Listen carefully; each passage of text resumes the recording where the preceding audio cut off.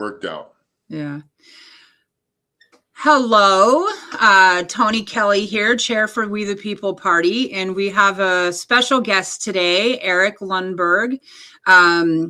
He is actually just down the road from me, which is pretty cool. Yeah. And I've seen a few of his videos have been sent to me, and so I wanted to have him on to discuss a lot of stuff. I'm really excited. So, Eric, do you want to go ahead and tell us a little bit about yourself? Yeah, well, I'm a lifelong citizen of Washington State. This is my home. This is the place I love. I love going outside, seeing Mount Rainier. I can walk out the door right here and go see it. I've raised 8 children here in Washington State. My wife and I have been married for 24 years. She is by far the better of the two of us.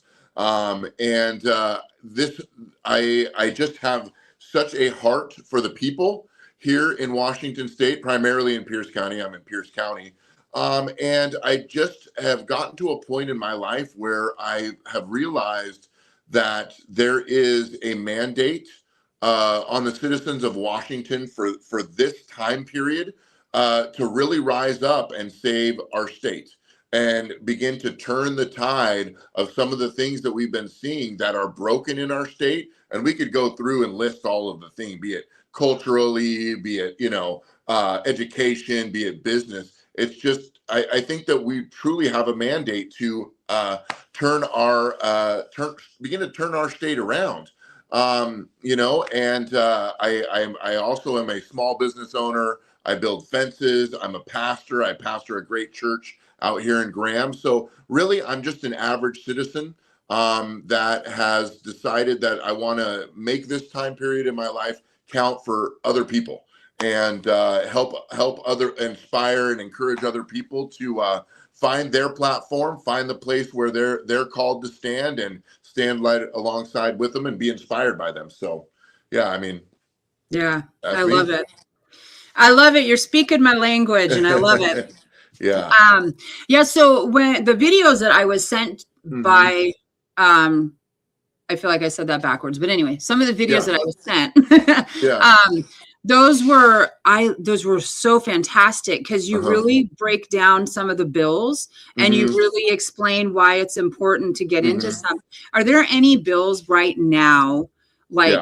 I know that there's a million of them, but what are your top 2 or 3 bills that people should be paying attention to right now?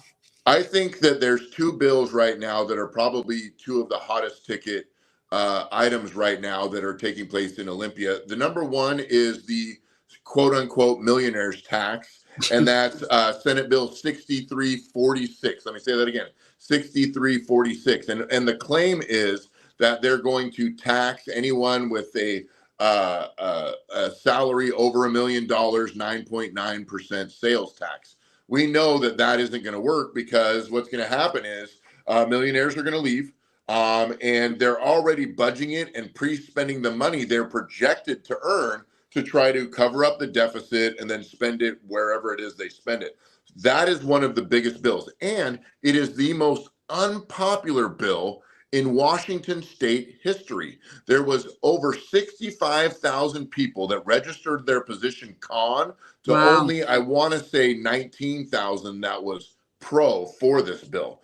It does attract a lot of people who like free stuff. It attracts a lot of socialists that believe, we need to tax the rich and feed the poor and that type of thing. So that's a big one. And that's got a hearing on Tuesday, the 24th at 8 a.m. So if you want to go, and we'll talk a little bit about it in just a minute, register your position on that or submit written testimony or even show up for the hearing. And even if you don't want to speak, just show up in opposition of it. That would be great. Another one is House Bill 5974, and there is a companion bill to this, but I can't remember it off the top of my head. But what this is doing is working to make the sheriff's department both appointed by the state, which we do not want. So county sheriffs are appointed by the state, plus give the state control over who can be elected sheriff,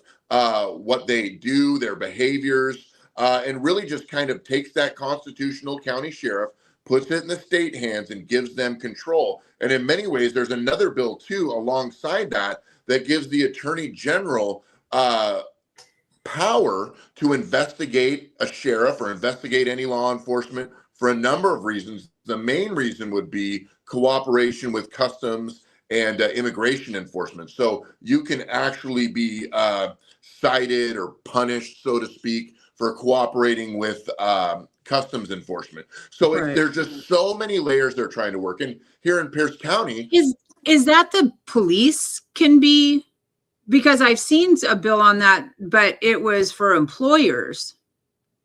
There's a few bills like that. There's a few. Okay. So there's another bill that makes, and I can't remember it off the top of my head, but there's a bill that makes it so employers have to notify their employees if a scheduled immigration inspection is coming through. So if you have someone working for you that's in the country illegally, you are required to let them know, to post the Attorney General's instructions on how to avoid that inspection, so on and so forth. So in so many ways, it makes the employers kind of, I guess, spies for the state. There's probably a better word, but I can't think of it. Basically, with those two, there is a lot of attempted state control that is trying to work its way into every area of our life to micromanage us. And it's very concerning, to say the least. So I agree wholeheartedly. Yeah. Some of this stuff is crazy. I know what's really driving me crazy right now is the fact that it's very clear what the people think. And every time we turn around, they're going against what the people want, as if they don't care. So I was saying yesterday, it really makes me wonder, and that's, I guess, answers my question, but it really makes me wonder what they're seeing. Like, do they even see that we don't agree? Right? Unless you're doing those things. But I mean, I guess they do see with that millionaire's tax, people are actually going in and saying it, and they don't care. So that's very disheartening. I think it's kind of like there's this great divide between the political elite, and they believe that their agenda is so much higher and mighty, and they think on such a higher level than us, that there's no way that we, the peasants, could possibly have an understanding of the intellectual requirements that being a politician in Olympia takes. And you can have your voice, but we're going to make the final decision because we know better. That is, I've been saying that exact same thing. We don't know anything. We couldn't possibly know what's better for us. Couldn't possibly know where our money could be spent better. Oh, gosh. Yeah. Why would you know that? I know. And they prove over and over again that they do not know how to manage money. Because what they're trying to do is tax their way out of this hole that they've dropped in. And I want to say it's over the past 6 years, correct me if I'm wrong, but we went from a surplus of a few $1 billion to now a massive, what do you call it, in debt. There's another word, I can't think of it. But I can't think of it now either. We flipped so much. And it's not because, it's because of reckless spending. And a lot of it has to do with a lot of these, racial equity, Department of Diversity, Equity, and Inclusion. Because what happens in order to create these type of departments, you have to have a board for each one. And really you have to have a board for each one. You have to pay it. Then you have to do research. And then you have to have all this stuff that costs all this money. And, you have to create, and what really all it does is it creates a victim mentality in the citizenry so that these boards and these committees and all these things will stay relevant. And it all costs money. Right. So Marxism is expensive. Yes, it is. I love that. I always go back to the, the newly elected mayor of Seattle, of whom I don't know. I can never remember her name. I don't know why. I choose not to remember, I guess. But, I saw a thing with her doing her news conference or her State of the City address or something. Yeah. And, I don't agree with much, but at the same time, she is a real person. Yeah. People thought that they wanted change, and this is Yeah. the change that they thought they wanted. Yeah. So what it really says to me is that we want something different.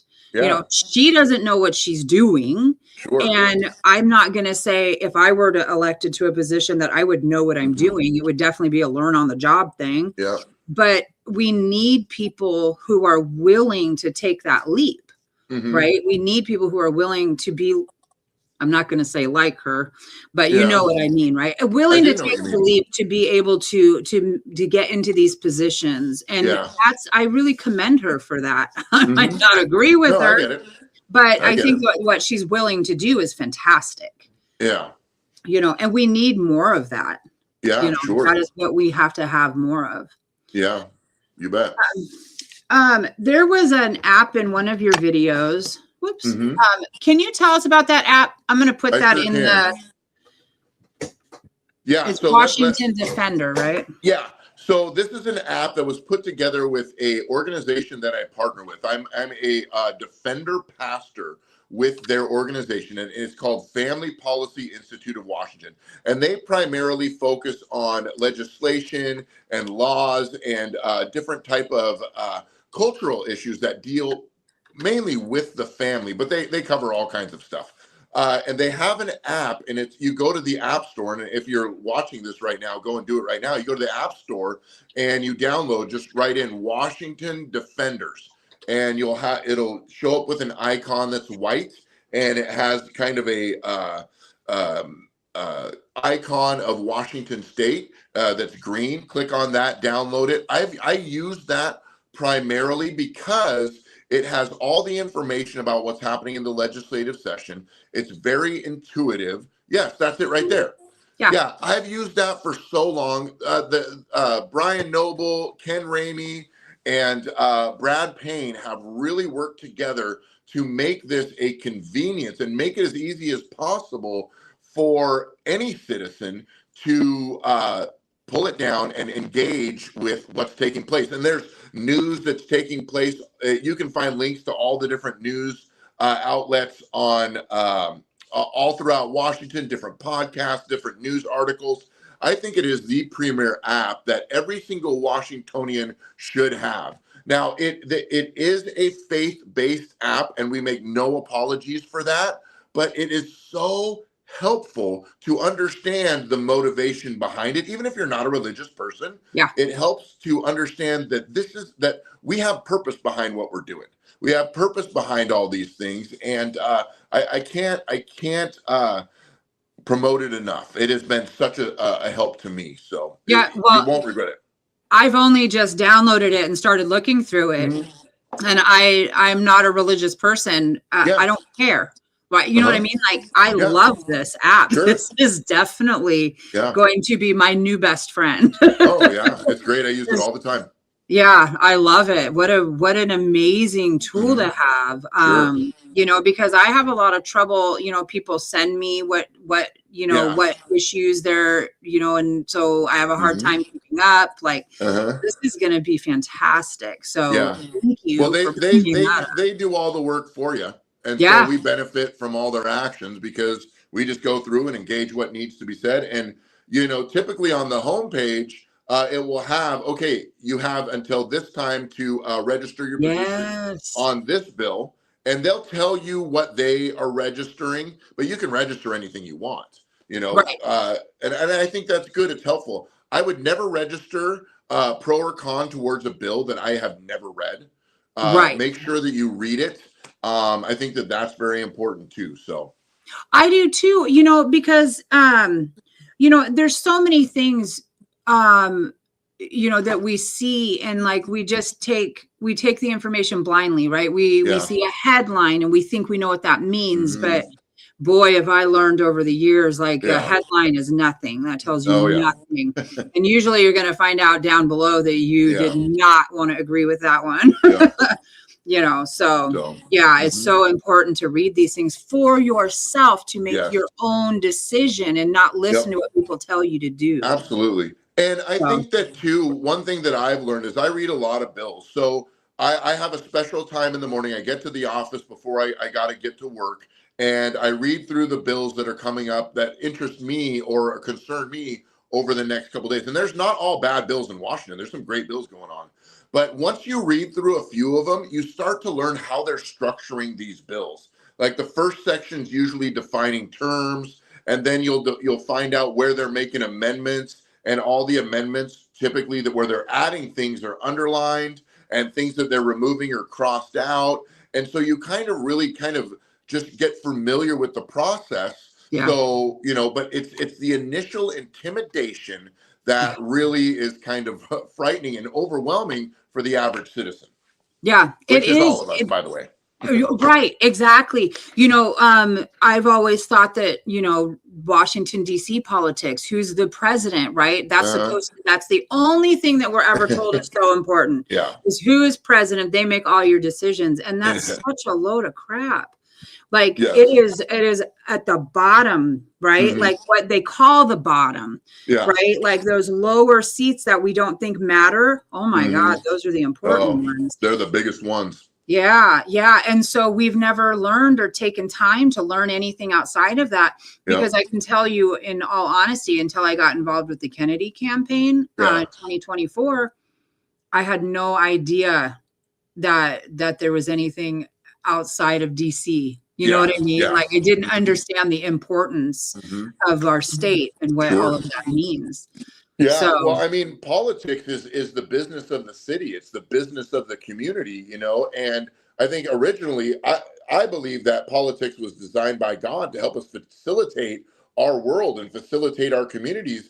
And it's important for us to engage it. The biggest races nationwide are school boards, city councils, and county councils, I believe. And then you got to think about your police chief, your fire chief. Those are so important. We don't think about it, and we skip over those because we're like, oh, it's not as exciting. It's not as sexy, as maybe, some of these big races. But those are the ones that affect our everyday life. And I think number one, I think that there's a lot of people out there that have the concerns for their community and they don't know where to go. And I think also that we have a lot of candidates out there that are just looking for that motivation to go and find out where they fit. There's a lot of personalities, I think, that will be great out there, but they're turned away from politics because it's so messy and it's so dirty. And it is true. But if we're going to restore that faith with our communities back into the political spectrum, we've got to start grassroots. And, it's important. Your HOA board, there's an influential, board right there, and we can see how it can go one of two ways. It can go full communism or it can create great communities. It just depends on who's on that board. So. Right. Well, and there's so much with that. I actually went to a board meeting with my daughter-in-law because they were doing some stuff in their community, and thank God I don't live in one because I would not be a good one for that. But so many of the homes in their community are owned by renters or by rental companies that they can't even get things changed. Yeah. Because you can't get people. You would have to have every single homeowner in that community actually show up. Yeah. In order to get change. That's a lot of work, and who's going to do that? Yeah. And that's unfortunate. It's unfortunate, but it really is people really need to get involved in order to actually see things change, or else we just sit back and complain all day. Yep. And doesn't that get exhausting? It's tiring. It doesn't get you anywhere. What is the point? Yeah. What was I just going to say? I think that in Washington, especially over the past, 20 years, it's almost like we've accepted our fate. We said, you know what, we're just going to stay here and just be miserable, and then we're going to flee. And I don't think that's the right attitude. I think that we need to stand up and fight for our home. And we need to take what was so beautiful. This is a beautiful state. The history of our state is beautiful. You go down to the Capitol, and let me just kind of say this as an illustration. We go down to the Capitol building, and you look at the beautiful steps up there, and you look at this great architecture, and it's just fallen in disrepair. It's covered in moss in places. It's almost like it hasn't turned into a place of it's turned from a place of hope into a place of drudgery and dread.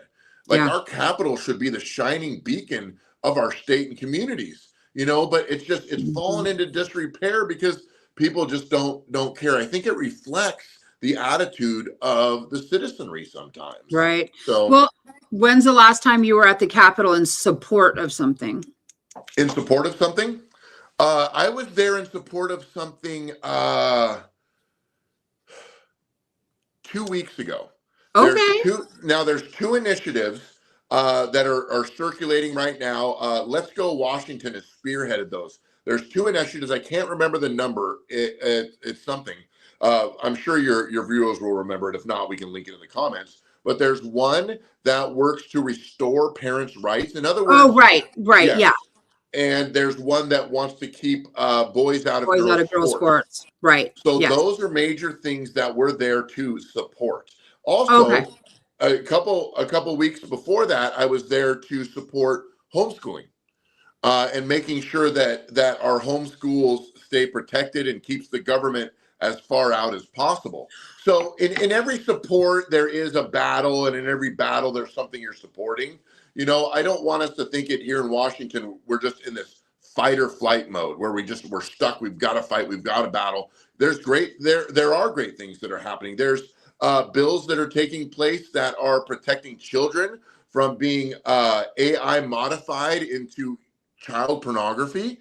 You know, there's bills that are working to protect that. There's bills working to protect wildlife and forestry. Those are good things. Right. You know, like that, it shows that we have some areas that are going in the right direction, making sure that water is conserved, our lakes and our rivers. That's important stuff. Right. You know, it's just when we get into the overbearing control for whatever reason, usually when you get into bureaucracies that have money involved in it, that's when it gets a little bit murky, but there's good things happening here too. So I don't want us to think here in Washington, all we have is a fight. We Right. have celebration too. We have so many things to protect. Yeah. You know, we really need to be talking about the good just as much as the bad. Yeah. Right. Yeah. And I love that you're positive about it. Like, because I was kind of joking when I said, when was the last time that you went up to support something? Right. Yeah. Because yes, we support those things, but I love that you brought the positive spin to it because, Sure. you know, we don't necessarily think of supporting those things as support. Do you know what I mean? Like, because we're against something. Yeah. So I love that you bring that Yeah. spin. That's usually the spin I try to bring. So thank you. Yeah, and then think about your neighbors, think about your friends and your family, think about the memories as you drive up and down the street of your communities.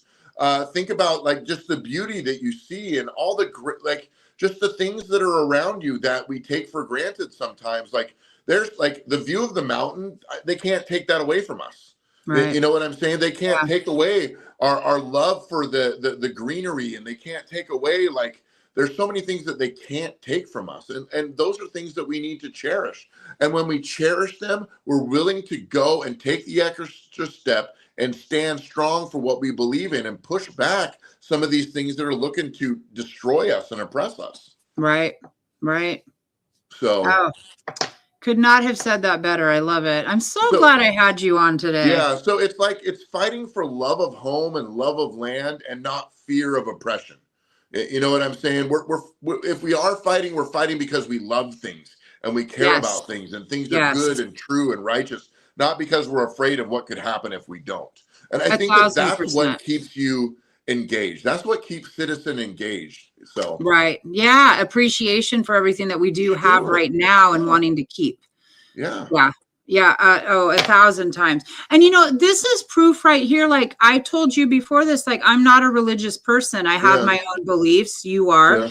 That doesn't mean that we can't talk about things and get along. Absolutely. Right? Like there's no ideology here. This is problem solving. And that's what we need together. Amen.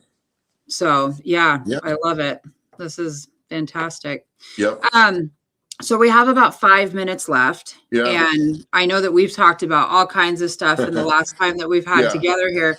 But is there anything else that you can think of that you think is important for people to know and like all the times that you've been up? Because you seem to go to Olympia often, huh? Yeah. During the legislative session, I try to get down there once a week. Now, I understand as a minister, I have a little bit of flexibility in my schedule, so I'm able to do that.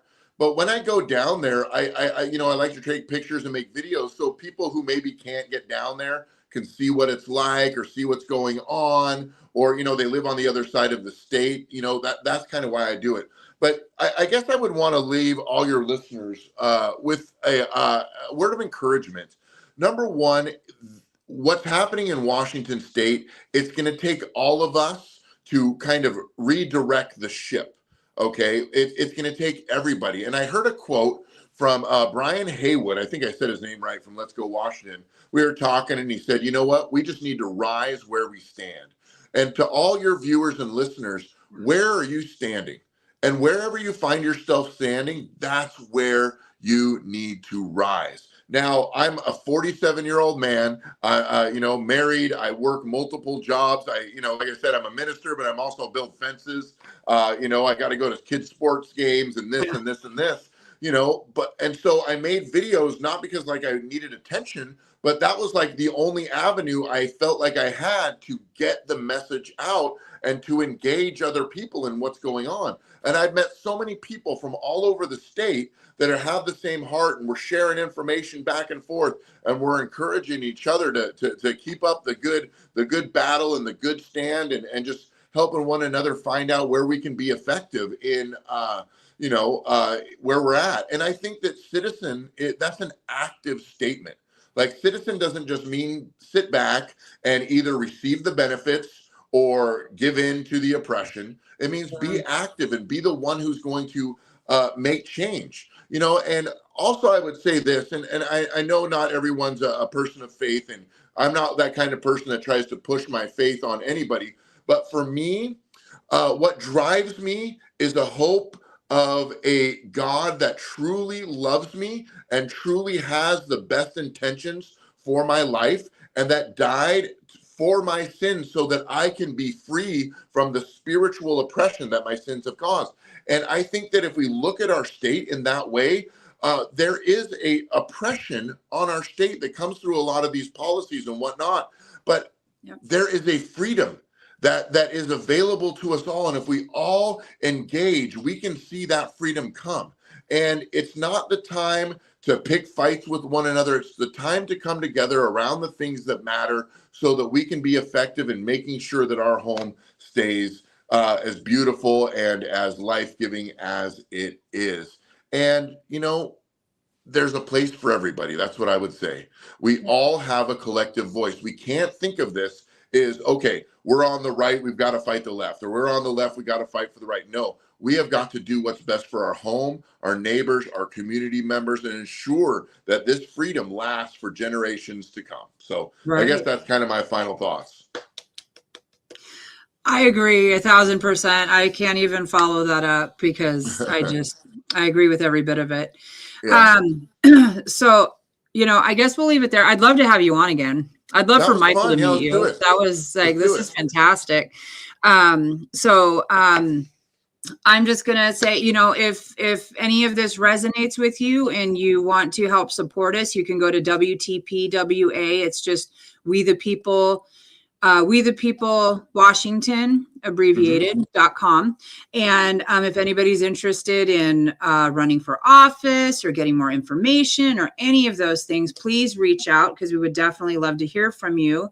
And let's just be active citizens. Yes. It really is such an active, it is so necessary right now. Instead of sitting behind our computers and complaining, we have got to take part in what is happening. It's one thing to put information out there. That's great. But we really need to step up and into what it means to care about our communities and about everybody around us. And we need to bring humanity back to all of this. Yes. Right. We have to start seeing people as human and taking care of each other, because that's the only way that we're ever going to get anywhere. So that's right. Awesome. Well, thank you. I'm going to go ahead and end this. And I cannot wait to talk to you again. All right, everybody have a great